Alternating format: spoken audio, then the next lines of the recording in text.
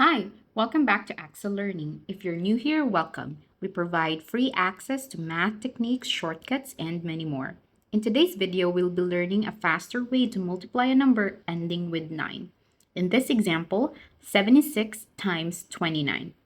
Step 1. Modify the number ending with 9 as shown. We'll convert 29 into 30 minus 1.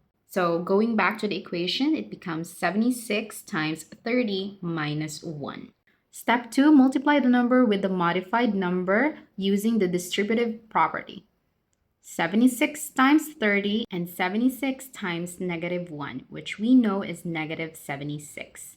Now, 76 times 30 is 2,280, so 2,280 minus 76 equals 2,204, and that's the final answer. See how fast we got the answer?